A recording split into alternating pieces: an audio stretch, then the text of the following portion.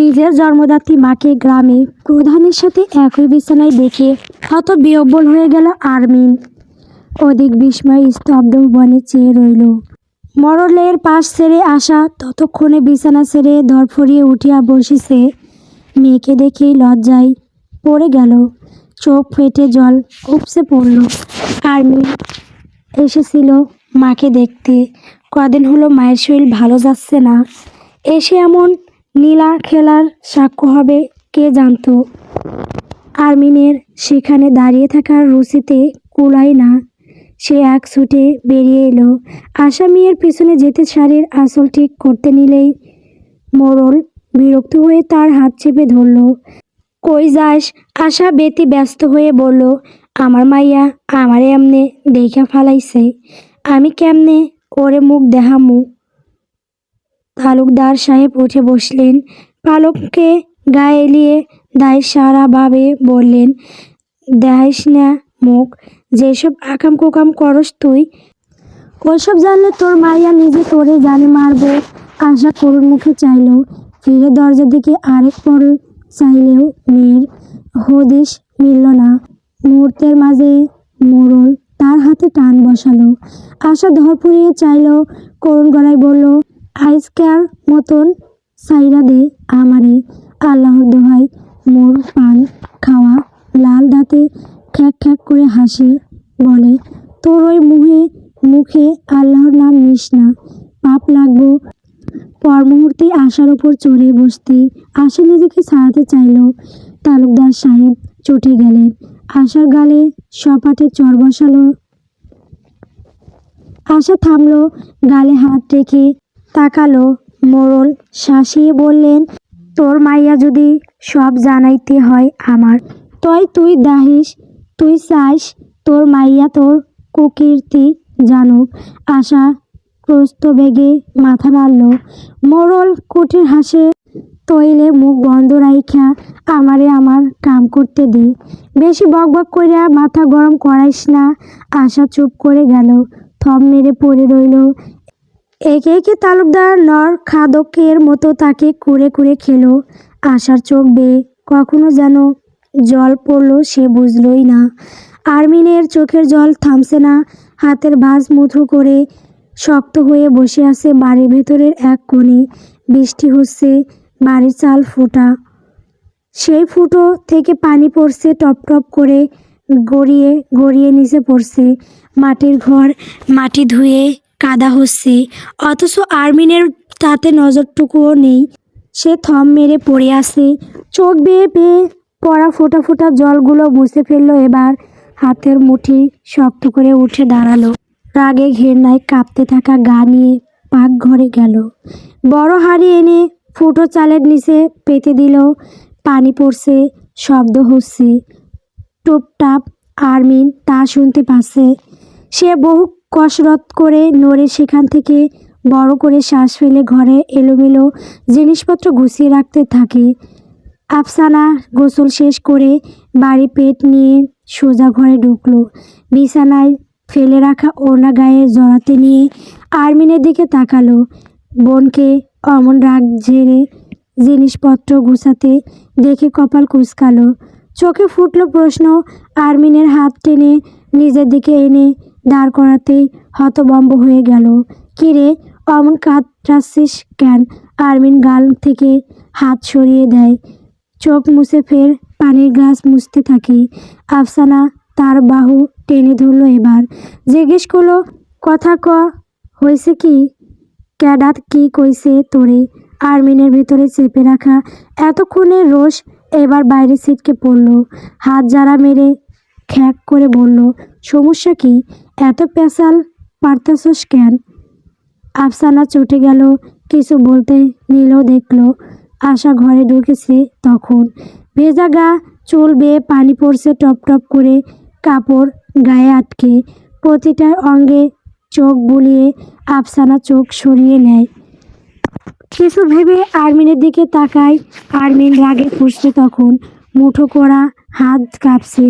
আশা আরমিনকে দেখে অস্বস্তিতে জমে গেল। কিছু বলতে নেওয়ার আগেই আরমিন চেঁচিয়ে উঠল, এমনে বাইরে ঘুইরা আইতে তোমার শরম করে নাই? আইসো কেন তুমি? যেহানে ছিলা ওহানেই রাইতে। এখানে আয়ানের কোনো দরকার ছিল? আফসানা তার হাত চেপে ধরে চোখের ইশারায় শান্ত হতে বলে। আশা চল পিছল আরমিনের কাছে যেতেই আরমিন চেঁচিয়ে উঠল আবার, খবরদার ওই নোংরা গতরে আর কাছে তুমি আইবা না। আমি মইরা জামু দরকারে, তাও তুমি আমার কাছে আইবা না।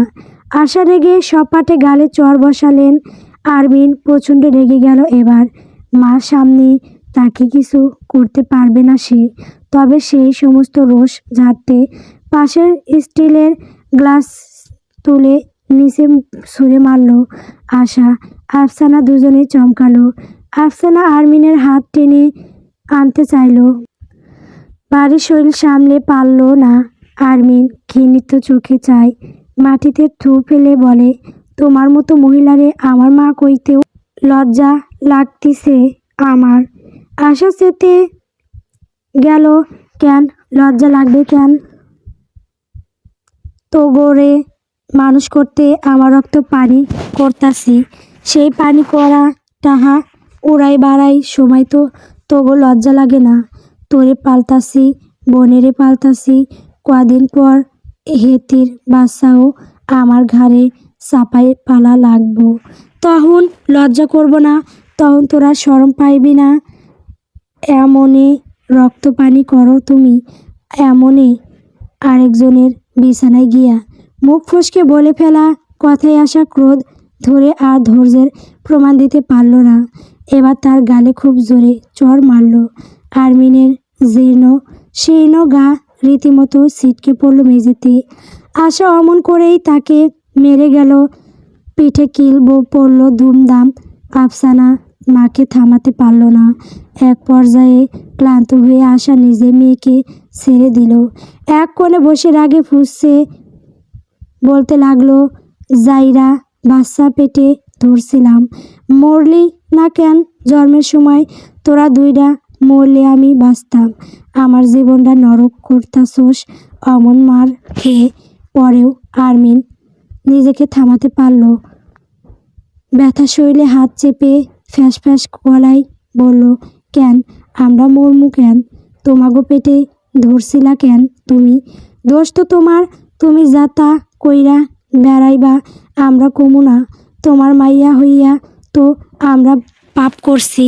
আশা লাল চোখে তাকালো। এই জানোয়ার রে আমার সামনে দিয়া সরা আফসানা, আমি ওরে মাইরা ফালামু, কিন্তু মারবা মারো, আহো মারো আমারে, তোমার মাইয়া হওনের থাইকা মইরা যাউন ভালো। আফসানা তাকে টেনে নিল নিজের পাশে, ধমকে উঠে চুপ করতে বলল। পাশের ছোট্ট ঘরটায় নিয়ে গেল টেনে টুনে। আরমিনের গায়ে শক্তি কম, জীর্ণ শীর্ণ গা, টেনে নেওয়া ব্যাপার না। মার খেয়ে আরও দুর্বল হয়ে পড়েছে। আফসানার সুবিধাই হলো এখন ও ঘরে গেলে মা তাকে মারবে। যদিও সে গর্ভবতী, মা ও সব দেখবে না, সোজা গায়ে হাত তুলবে। মাকে আর চটাতে চায় না সে। অন্য ঘরে আরমিনকে নিয়ে দরজা দিয়ে দিল আফসানা। আশা সেদিকে চেয়ে রইল মূর্তির মতো। নিজের হাতের দিকে তাকালো, হাত কাঁপছে। মেয়েকে মারা হাতে নিজের গালে থাপ্পড় মারল এবার সে। বড় বড় করে শ্বাস টেনে শরীরের দিকে তাকালো, হাতে ডলতে লাগলো গা। যদি ওই স্পর্শগুলো তুলতে পারত, যদি পারত। আশা ছলছল চোখে ঘরের চালে চেয়ে রইল। চোখ পেয়ে পানি পড়ল। নোনা তরলের স্পর্শ গা গড়িয়ে গলা ছুলেও সে চোখ সরার না। অমনি চেয়ে বিড়বিড় করলো, এইটা কেমন জীবন দিছ মাবুদ? বাঁচতেও পারি না, মরতেও পারি না, মাইরা ফালাও না কেন আমারে? আর পারতাছি না আমি, আমার কষ্ট দি আমার মাইয়ারা দেহে না কেন? আরমিন চোখ মুখ ধুয়ে মুছে ঘর থেকে বেরিয়েছে। তখন ফজরের ওয়াক্ত শেষে স্বল্প আলো ফুটেছে। দু একটা পাখি দেখলো আরমিন। তপ্ত শ্বাস ফেলে উঠোন গুঁড়োতে নামলো। ঝাড়ু হাতে বাড়ির দরজা খুলতে দেখলো কতগুলো মানুষ দৌড়ে যাচ্ছে। সে সহসা কপাল কুঁচকালো, বুঝলো না কিছু। কি হচ্ছে এসব? সকলে অমন ছুটছে কেন? ভিড়ের মাঝে পরিচিত মুখ দেখে আরমিন হাত তুলল, হাত নেড়ে ডাকলো, ওই মিন্টু। অল্প বয়সী বাচ্চা ছেলেটা আরমিনের ডাক শুনে থেমেছে তখন। তাকে দেখে দৌড়ে তার কাছে এলো। আরমিন তার হাত টেনে ভেতরে আনলো। পাশে কেউ দেখে ফেলে তাকে মিন্টুর হাত ধরে জিজ্ঞেস করে, কি রে, হয়েছে কি? লোকজন এমন ছোটে কে যাইতাছিলি কই? মিন্টু চোখ বড় বড় করে ফেলল, যেন আরমিন কি না কি বলে ফেলেছে। সে মুখে হাত চেপে ধরল, অবিশ্বাস্য গলায় বলল, তুমি জানো না কি হয়েছে? আরমিন মাথা নাড়ে। মিন্টু বলল, আরে মরলের সোড পোলা ফিরছে শহরের তন্য, তুমি জানো না কেমনে? আরমিন চোখ উল্টায়, এর জন্য এমনি ছোটাছুটির দরকার কি? আরে তুমি বুঝবা না, মালা বছর পর আইছে, তুমি দায়ী হো। মিন্টু চলে যাচ্ছিল, আরমিন হাত টেনে ধরে। নাম কি তাহার? মিন্টু মাথা চুলকালো, কি একখান নো কি? মিন্টু ভাবলো, তারপর মনে পড়ছে, ভঙ্গিতে মাথা নেড়ে বলল, ও হ, নেওয়াজ না কি জানি একখান। আমি যাই তো বুবু, আমার দেরি হইয়া যাইতাছে। আরমিনের হাত থেকে হাত ছুটিয়ে সে দৌড়ে পগার পার। আরমিন কপাল কুঁচকায়, বিড়বিড় করে বলে, নেওয়াজ? নেওয়াজ এডি কেমন নাম হইল? মোরলের সোড পোলাই আইছে গেরামে, শহরের তুন্য দেখতে কি যে সুন্দর। সারা গ্রামে হইচই লেগেছে এই গুজনে। আরমিন তখন উঠোন কুড়োচ্ছে। কাজ শেষে ঝাড়ু রেখে পিছু মুড়তেই আশাকে দেখল। সোয়ালপাটি অমনি শক্ত হয়ে গেল ঘেন্নাই রাগে। বোঝা গেল না, চোখগুলো দপ করে জ্বলে উঠল যেন। আশা নতুন একখানা লাল শাড়ি পরেছে, সেটা দেখেই আরমিনের গা জ্বলে গেল। বাবা মারা গিয়েছে আজ 10 বছরও বেশি। আরমিন তখন খুব ছোট, মাকে কখনো বাবার শোকে কাঁদতে দেখেনি কখনো, অথচ সে ছিল বাবার অন্তঃপ্রাণ। যেখানে বাবা নেই সেখানে আসে এমন রং সঙ্গে ঘুরে বেড়াচ্ছে। অন্য সময় হলে আরমিনের কিছুই হতো না, না রাগ হতো না ঘেন্না। ভাবতো মা নিজের জীবনে আগে চলতে চাইছে, কষ্ট উপরে বাঁচতে চাইছে, বাঁচুক, তাতে ক্ষতি কি? তবে গতকাল স্বচক্ষে দেখা ঘটনার পর আরমিনের গা পিকটি জ্বলে উঠল, রাগে ফুঁসে উঠল, নাকের পাটি ফুলে উঠল। গজ করে ঘরের ভিতরে যেতে নিলে মায়ের গম্ভীর ডাক শুনল। আরমিন আরমিন দাঁড়িয়ে পড়ে, পিছু চায় না। আশা তার দিকে তাকায়, বলে, আমি কামে যাইতাছি, বাসা আর আফসানারে দেখা থুইস। আরমিন তার দিকে তাকায়, ওপর নিচ চোখ বুলিয়ে বলে, এমনে। আশা শান্ত চোখে তাকিয়ে বড় রইল। আরমিন তাচ্ছিল্যে হাসে, 2 কদম এগিয়ে এসে মুখোমুখি হয়ে বলে, আপনি কামে যাইতাছেন না কই? হ্যাঁ, আমি বহুত বুঝবার পারছি। আপনি যান, তাড়াতাড়ি যান, নাইলে তো মোরল সাব রাগ করব। এক কামও কইরেন পারলে আর আইয়েনি না। সে আর দাঁড়িয়ে থাকে না, গটগট করে ঘরে ঢুকতে নেয়। তবে আসার কথাই পারে না, দাঁড়িয়ে পড়ে। আমি এত খারাপ মা না, তোগো পালবার লাগি হইলেও আমি আম্মু। কই যাবি? নাইলে দরকার লাগলে গলায় ফাঁস দিমু। তাও আপনের মতো মহিলারে মা কইয়া নিজের গায়ে কলঙ্ক লাগামু না। সে দাঁড়ায় না, চলে যায়। আশার চোখে জল চলে এলো, উপসে পড়ার আগেই তা মুছে নিল। মোরলের ছেলে এসেছে, সেখানে যেতে হবে। কত কাজ বাকি। সে খুব করে রেহাই চায়। সে চায় না তার মেয়েরা তার অতীত জানুক। অমন কালো অতীত নিয়ে মেয়েদের সামনে সে মুখ দেখাতে পারবে না যে, আব্বা, আমার তুর্য, আমার মানিক আইছে, বুকে আয়, বাপ। নেওয়াজ হাসলো। কিছু বলার আগেই তালুকদার সাহেব তাকে বুকে টেনে নিলেন, মাথায় হাত বুলিয়ে দিলেন। পরম স্নেহে নেওয়াজ মাথা তুলল, আশেপাশে চেয়ে বলল, আম্মা কই? তালুকদার সাহেব মুখ কুঁচকে নিলেন স্বল্প, আবার ঠিক করেন, বললেন, আছে। যাব কই আর? নেওয়াজ সরে এসে বলল, দেখা কইরা আসি। এখনই যাওয়া লাগবো কে? পরে যা আব্বা। তালুকদার মুখ কুচকায়। যা। নেওয়াজ সিঁড়ি ভেঙে উপরে গেল। মায়ের দরজায় টোকা ফেলতেই ভেতর থেকে একজন মহিলা বেরিয়ে এলেন। নেওয়াজকে এক পলক দেখে চলে গেলেন। নেওয়াজ তার যাওয়ার দিকে তাকিয়ে রইল। সে এই মহিলাকে চেনে না, কে তাও জানে না। সে ঘরের দরজা ঠেলে ভেতরে ঢুকলো। সে তো বিছানায় শুয়ে আছে, চোখ বন্ধ। নেওয়াজ মায়ের পাশে বসলো, হাঁটু মুড়ে। সামনে পড়ে থাকা কুচকানো হাত তুলে নিল মুঠোয়। হাতে আলতো চুমু খেয়ে মায়ের দিকে চাইলো, দেখলো সেতু চেয়ে। নেওয়াজ মুচকি হাসে, তার মাথায় হাত বুলিয়ে জিজ্ঞেস করে, কেমন আছো? সেতু কথা বলতে পারে না। সে মুখ থেকে অদ্ভুত গঙ্গানির মতো আওয়াজ করলো। নেওয়াজ কাতর চোখে তাকালো। মায়ের এমন দশায় ভেতরটা মুচড়ে উঠল। সেতুর চোখ বেয়ে জল গড়িয়েছে। নেওয়াজ তা মুছে দিল। হাতে ফের চুমু খেয়ে মায়ের কোমর জড়িয়ে পেটে মাথা রাখলো। অস্পষ্ট জড়ানো স্বরে বলল, তুমি কবে সুস্থ হবে আম্মা? কবে সব ঠিক হবে? এই অভিশাপ কবে কাটবে? তুমি কবে ফিরবে আগের মতো? ওপাশ থেকে জবাব এলো না, শুধু গঙ্গানির আওয়াজ এলো। নেওয়াজ চোখ বুজে নেয়, দেখে না সেতু তার অবশ।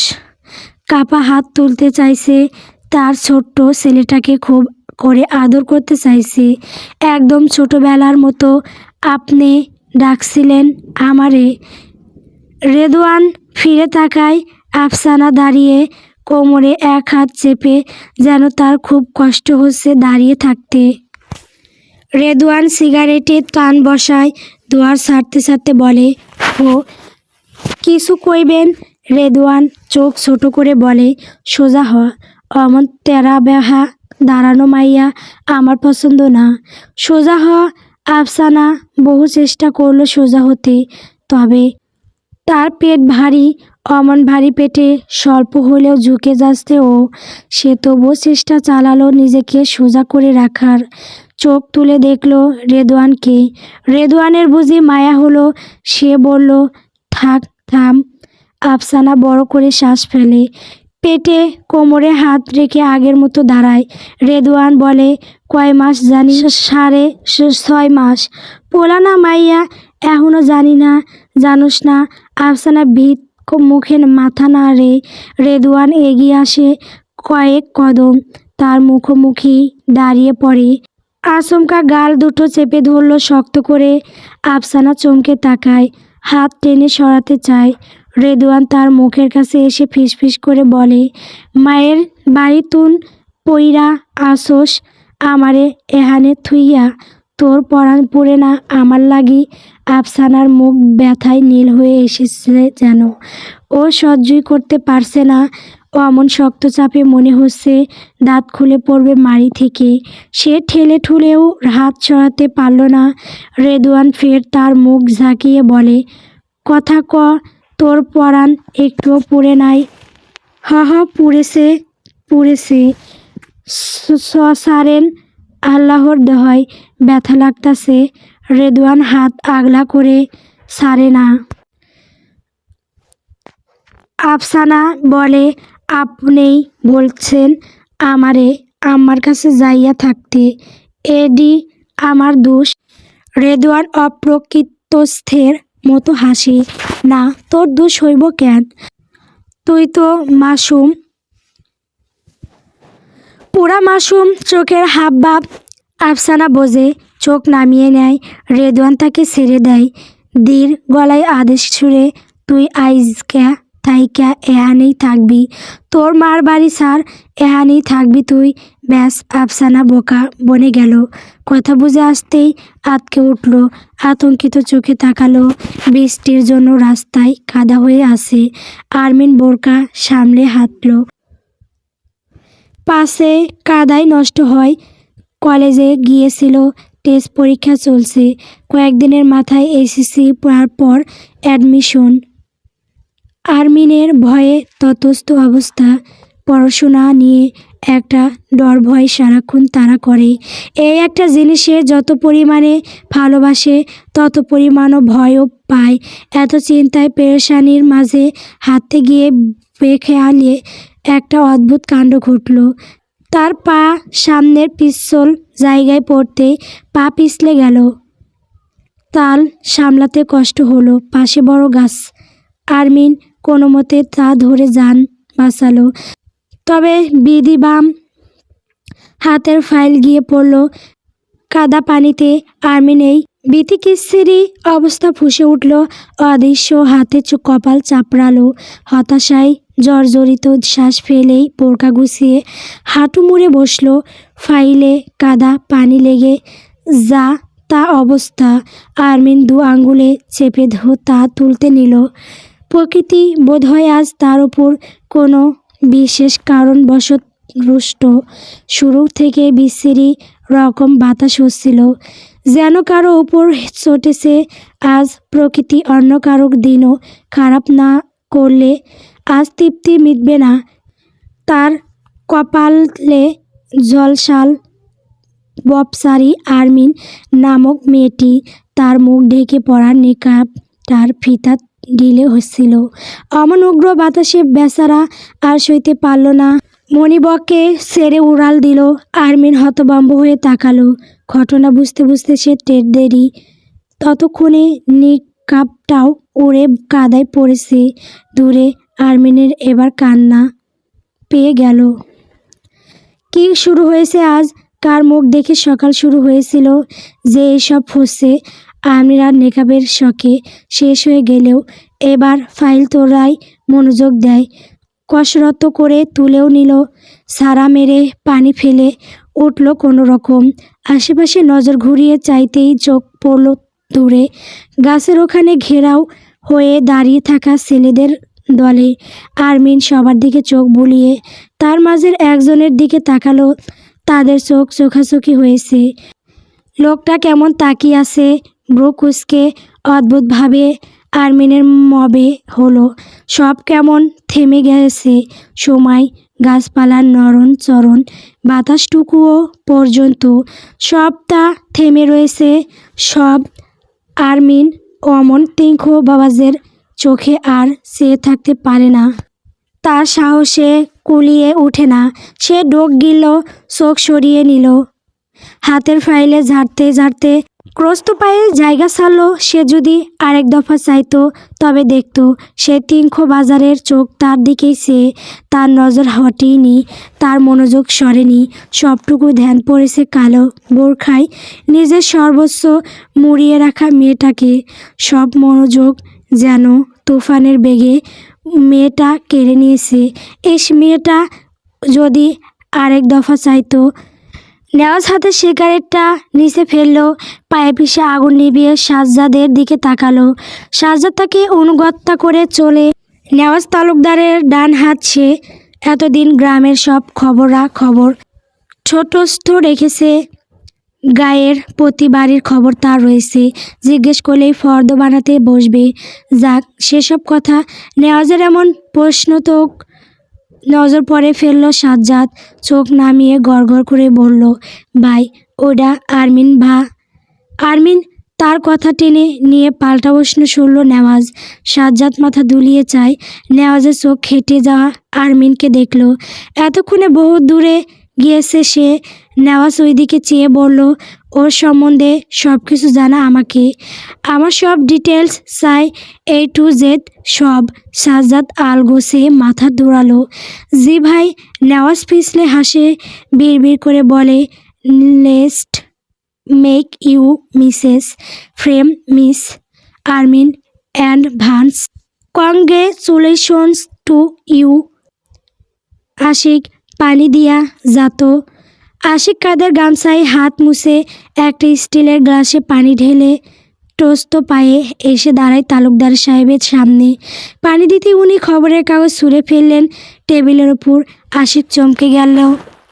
হাত নড়বড়ে হয়ে পড়ার পানি ছলকে উঠল।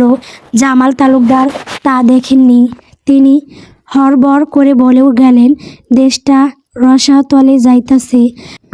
আজ এই আন্দোলন, কাল সেই আন্দোলন। পোলাপানগুলো পাইছে ডা কি? আশিক তার রাগে ফোঁস ফোঁস করতে থাকা মুখ দেখে পানির গ্লাস এগিয়ে দিল। বলল, সাহেব পানি। আরে রাখ তোর পানি, এইসব সরা মুহের সামনে দিয়া। ফালতু পোলাপানগুলো সরকার নামাই কি বাল ফালাইব এরা। আশিকের মন চাইল গ্লাস তুলে লোকটার মাথায় ছুঁড়ে মারতে। এত বক বক করে কেন এই লোক? সে এতক্ষণ পানি নিয়ে দাঁড়িয়ে আছে, দেখছে না আশ্চর্য? তার কি আর কাজ বাজ নেই? জামাল তার হাত থেকে পানির গ্লাস নিল, ডক ডক করে পানি গিলেই টেবিলের গ্লাস রাখলো। তার মনে কু ডাকছে, গ্রামের চেয়ারম্যান সে। এখন যে জম্পেশ আন্দোলন চলছে তাতে মনে হচ্ছে না এসব ছোটোখাটো কিছু। একটু 19-20 করলেই আব্বা। নেওয়াজের ডাকে জামাল চমকে তাকায়। নেওয়াজ তার পাশে চেয়ারে বসে। চিন্তিত মুখ দেখে প্রশ্ন ছুড়ে, কিছু হয়েছে? ছাত্ররা খেপছে। বিএমপিও এতদিন ক্ষমতায় ছিল, ওরাও ছাত্র পোলাপান গুলারে আরও উস্কাই দিতেছে। যেমনে আন্দোলন করতেছে এতে পোলাপাইন মরার পরেও এতে আওয়ামী লীগের নামাই ছাড়ব মনে হইতাছে। আপনি এত ভাবছেন কেন তা নিয়ে? জামাল তার বকা কথায় চটে গেলেন। বলদের মতো কথা বলো না তুর্য। সরকার নামলেই আমাগো কি হবে ভাবতে পারতাছ? ছেলেপেলেরা সিরা খাবে আমাগো। গ্রামের চেয়ারম্যান আমি, তার উপরে আওয়ামী লীগ করি। আমাগো পিছে পড়বে তো আরও আগে। নেওয়াজ ক্রুর চোখে চায়। আমার মনে হয় না ওরা এত সহজে গদি ছাড়বে। ক্ষমতার দমে এতদিন যখন সব দমিয়ে রাখছে, এটাও আহামরি কিছু না। জামাল তপ্ত শ্বাস ফেলে। গ্রামের গণ্যমান্য ব্যক্তি সে। অট্টালিকা গড়েছেন জনগণের টাকা মেরে। তার সিক্রেট সম্বন্ধে ছেলে পরিবার ব্যতীত কেউ জানে না। এসব যদি বাইরে আসে কিংবা সরকার পতন হয়, তার সঙ্গে ঠিক কী কী হবে সেসব ভেবেই তিনি শিউরে উঠলেন।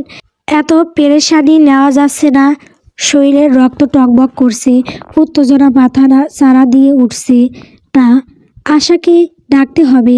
আপাতত তার স্বস্তি প্রয়োজন। শারীরিক স্বস্তি মিটিয়ে তারপর না হয় সব সিদ্ধান্ত নেবেন, কী করার প্রয়োজন আর কী না। জামাল উঠে দাঁড়ালেন। নেওয়াজ চোখ তুলল, তীক্ষ্ণ চোখে চেয়ে জিজ্ঞেস করলো, কি হয়েছে? জামাল হাঁসফাঁস করছেন, ছটফটানি গলায় বললেন, আমি আইতাছি। কোথায় যাচ্ছ? আশারে ডাকমু।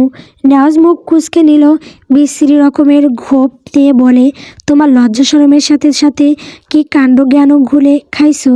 বাড়িতে ওই মহিলারে ডাকবা। আম্মা আছে বাড়িতে, জানো না তো কি হয়েছে? আমার কি? নেওয়াজ বিরক্ত চোখে তাকায়। তোমার লজ্জা করছে না এই সব বলতে? আব্বা, আমার বাড়িতে, আমি এসব সহ্য করব না। এইটা আমারও বাড়ি। জামালের দৃঢ় কথার বিপরীতে নেওয়াজ বলে, দাদাজান আমার নামে বাড়ি লিখে দিয়েছেন। আমি যা বলবো এই বাড়িতে তাই হবে। আমি আর একটা কথাও শুনতে চাই না। এসব নোংরা করার প্রয়োজন হলে বাইরে গিয়ে করো। আমার আম্মা যেখানে আছে সেখানে আমি তোমার এসব নোংরামো মানব না। ব্যাস, আমি প্রথম এবং শেষবারের মতো বলে দিলাম, আমার কথা রিপিট করা একদমই পছন্দ না। সে চেয়ার রীতিমতো লাথি মেরে উঠে যায়, দুবদাব পা ফেলে বাড়ির থেকে বেরিয়ে যায়। জামাল দাঁত কিরমির করে উঠলেন, কুত্তার বাচ্চা জন্ম দিচ্ছি একটা বাপের সাথে গাদ্দাইরি করে। মায়ের মতো আরেক গাদ্দার বালের সংসার। সারা জীবন বাসিপ মাইরা গেল আমারে। বৃষ্টির তেজ বেড়েছে। ঈশান কোণে মেঘের সংঘর্ষে অমন হিংস্র গর্জন শুনে আরমিন ঘরের মধ্যে শিউরে উঠল। ঘরের মধ্যে ফুটো চাল গড়িয়ে পানি পড়ছে টুপটাপ করে। এক বালতি ইতোমধ্যেই ভরে গিয়েছে। আরমিন বালতিটা সরিয়ে আরেক বালতি রাখে সেখানে। পানি ভর্তি বালতি তুলে এনে উঠোনেই পানি ফেলে দেয়। বাড়ি বালতি টেনে আরমিনের ঘাম ছুটে গিয়েছে। এখনও কেউ আসেনি বাড়িতে। আফসানা শ্বশুর বাড়িতে গিয়েছে আজ, ফেরেনি সারাদিন, ওখানেই থাকবে আজ হয়তো। আশাও জামালের বাড়ি থেকে আসেনি এখনও। মিন্টু এসে খোঁজ দিয়ে গিয়েছে আশা আজ ফিরবেও না। ওখানে কী কাজ পড়ে গিয়েছে তার। আরমিন বেশ মাপ বোঝে তার কি এমন কাজ পড়েছে। কাদামাটি লেপটানো বাড়িটাতে আরমিন একাই রয়েছে। বালতি তুলে ঘরের ভেতরে ঢুকতে নিলেই উঠোন দরজায় কড়া পড়ল।